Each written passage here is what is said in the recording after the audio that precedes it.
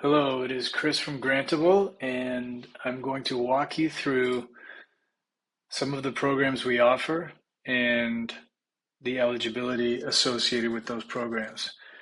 So this will help you decide which programs you should or should not apply to. So Canada Council, you can see here, there's two arts councils, Canada Council for the Arts and Ontario Arts Council here. Then there's Amplify BC, which is from Creative BC. And then there's three-factor programs, the JSR album, JSR single EP, and artist development. So we'll start with Canada Council for the Arts. And we help with all CCA applications. These are the most common ones. You can click through to see more about those. And if you're not sure you're eligible, you can also speak to our new AI chatbot. You just have to have a login, so you have to sign up for a free account. But the eligibility for Canada Council is pretty broad. You just need to qualify as an early musician, would be the easiest one to qualify for, but between early and professional, there's not a huge difference. But you can also contact us if you want more details on that, or click through on their website. The Ontario Arts Council is similar. Again, we help with all OAC music applications. That might change in the future if we branch out outside of music, but for now, these three, and same thing, Ontario Arts Council is pretty broad. I would add that they have priority groups, which I can show you here.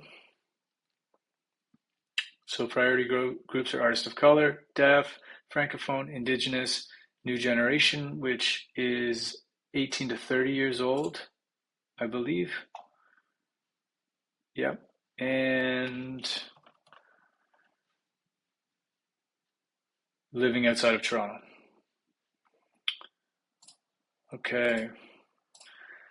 So those two, Canada Council for the Arts and Ontario Arts Council, are obviously arts councils, and they are more focused on the artistic side of music and the arts in general. They are not as interested or at all interested really in commercial success, which is what these other funders, Creative BC and Factor, are interested in. So just one thing to point out there. And let's dive into these a little bit more. So Creative BC, Amplify has a bunch of programs which we help with. There's a range of funding available.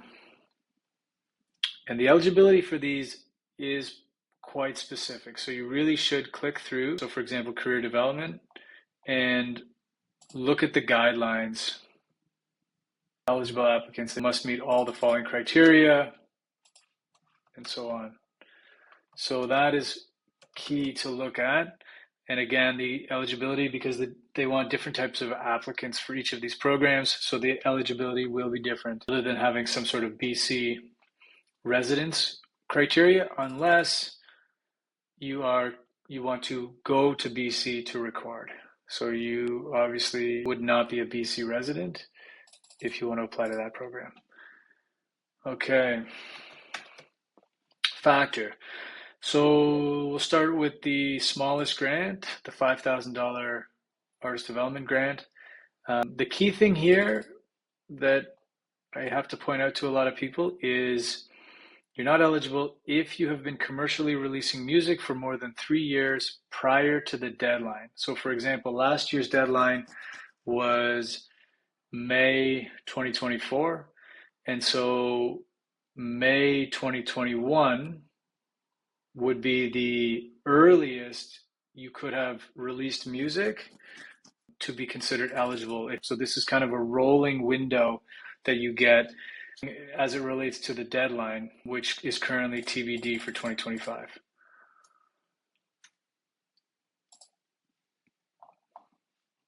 Okay, the single EP.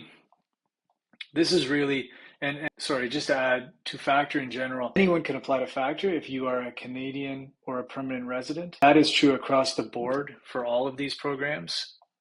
You have to be a Canadian or a permanent resident. But beyond that, for Factor, the Artist Development Program is the only one that has that kind of release eligibility criteria. For the two JSRs, there is no criteria in terms of hitting certain numbers, but I would strongly emphasize that for both of the JSR programs, there are effectively,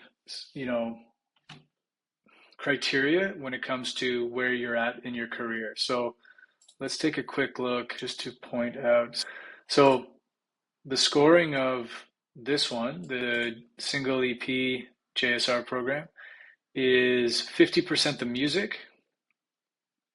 So the one assessment track you submit, and then the other half of your score is the release plan, so the marketing plan you submit, and your market activity. So there is a baseline of market activity that you need to be competitive.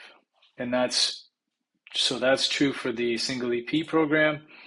And I would say that's especially true for the album program because there's more money available and, just bigger artists are applying. So that's a brief walkthrough of the eligibility for these programs. Canadian citizen, Canadian permanent resident, and then some specific criteria for some programs. If you have questions, don't hesitate to reach out. info@grantable.ca is the email address. That is the easiest place, best place to get a quick response from us. Thank you.